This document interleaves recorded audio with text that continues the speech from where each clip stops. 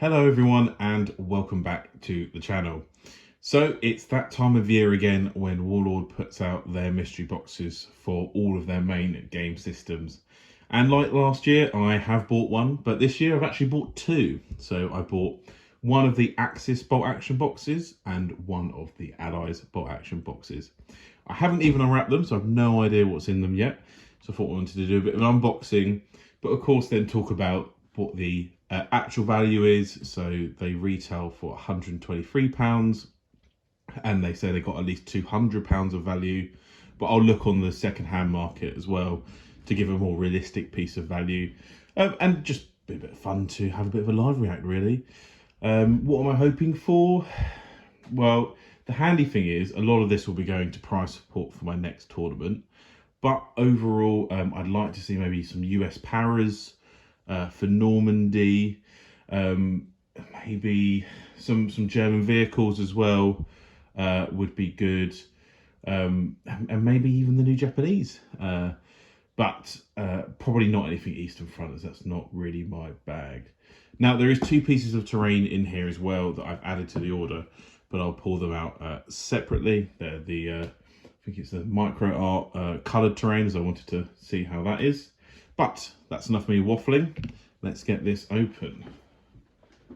So,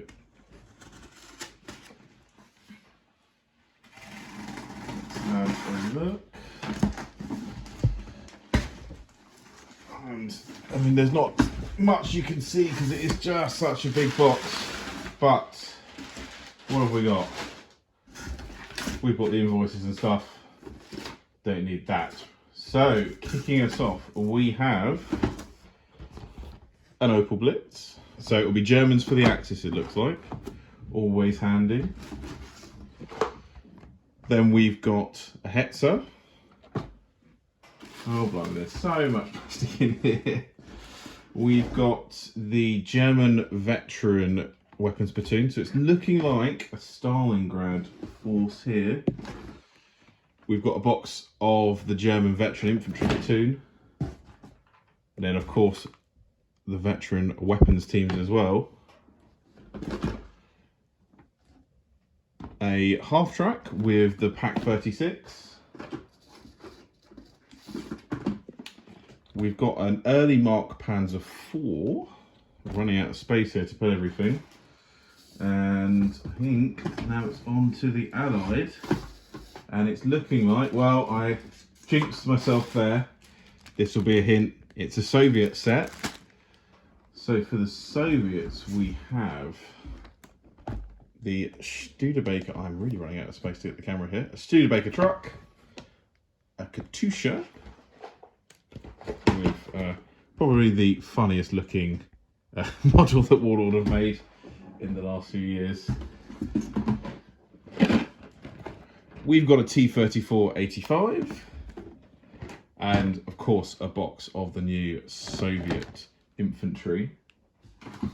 What else have we got here? We've got some resin stuff. So we've got the German veteran HQ, and then the Soviet commanders,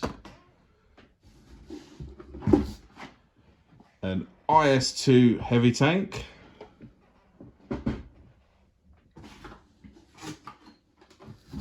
and we have some red order dice, some red Soviet dice, and rounding it out is the Soviet infantry HQ.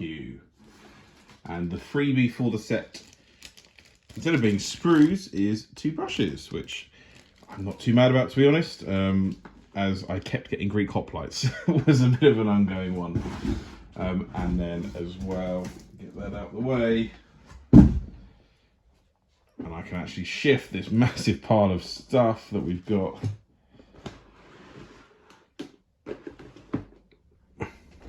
Shift that way. We've got the building. So the Winter Ruins is for my dad's winter collection. But I wanted to pick up the new Italy house as well, just to see how that fits in with my existing terrain. But those two weren't part of the mystery boxes. So overall, a little bit disappointed that it was East Front. It's not something I've ever really thought about gaming. I have picked up already the Veteran Infantry box set to kit bash into the Italy campaign, and the German stuff has definitely got some use. So I'll give it some thought, but I'm going to take a break now to work out the actual value of each box set and then overall thoughts for the product this year.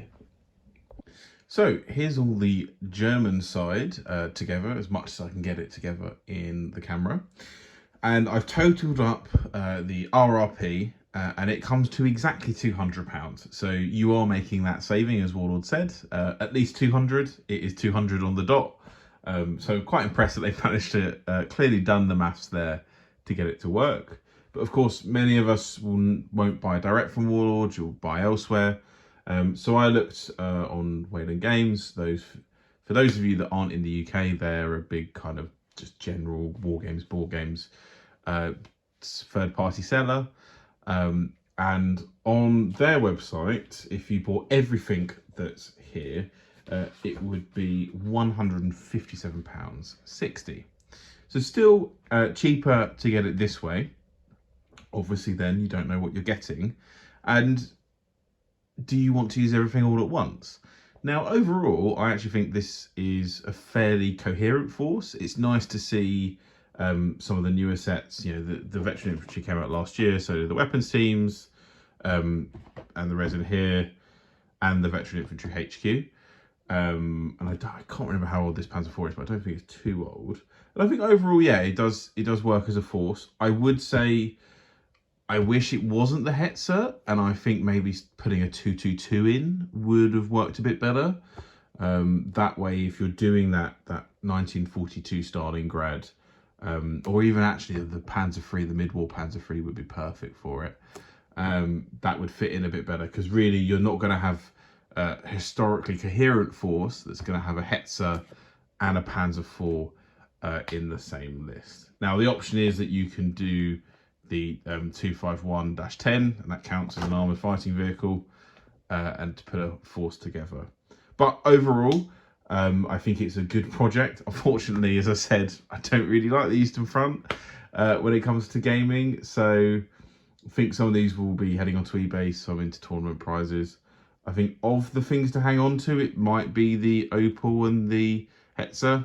These can easily be pressed into service for the Italian campaign. And I've already got a box of these with a few sprues to use for my Italian troops. And then just looking at the weapons teams here, they're really nice figures, but just those jack boots, the uniform is a little bit out for Italy. Now, they did use all sorts of uniforms as it all fell apart for Germans. So you could certainly fit some in. So toy around with the weapons teams. But something like these heavy weapons platoons, and particularly now the plastic version's out, I'd probably stick with that. But that's the German side, and then let's go over what you get for the Soviets. So here's a better look, again struggling to fit it all on screen, of the Soviet box. And it's a little bit different to the German one, namely the inclusion of a dice bag, a set of order dice, and a set of Soviet themed dice. And I think if I'm taking away the bias that I don't like the Eastern Front, and they're not an army that appeals to me as a wargamer, I do think this is probably not the best setup as a mystery box, or not so much a best setup, but the German one is better. But looking at the finances, this one does come out slightly more. From the Warlord website, this comes out at £205.50.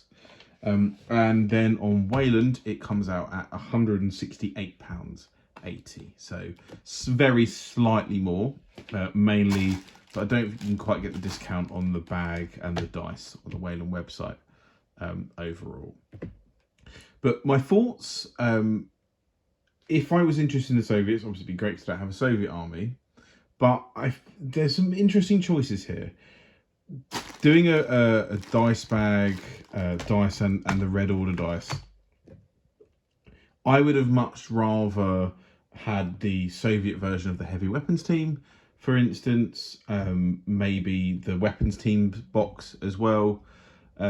Those are both absent. You got them for the Germans, but you don't get it here.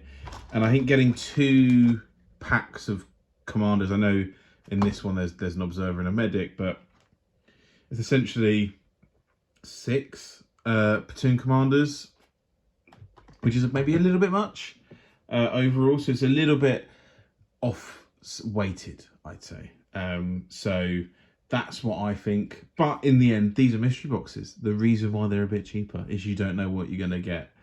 And the advice that I had given last time when I got the Fallschirmjäger box, which obviously I was a bit more happy to receive because I didn't have any Fallschirmjäger, and it worked well for me, was it's great if you know you want an army and you don't have many armies already. So you risk duplication and you can kind of get anything. But if you're being a bit picky, like I am being a bit picky, I've got tons of bolt action stuff already, then this isn't maybe the best deal to go for. I go for it each year because I've been running tournaments. So I've had a kind of prize support budget, which is kind of offset. I can get as much as possible. So I can kind of give that out to players. So in a way, it's a good thing that it wasn't US Airborne or any of the the new Gurkhas or anything like that. That would have been difficult for me because suddenly I've now got to buy some more prize support. So yeah, that's where we are with it. I'm not sure whether I'll do another one again next year, as I won't be running a tournament.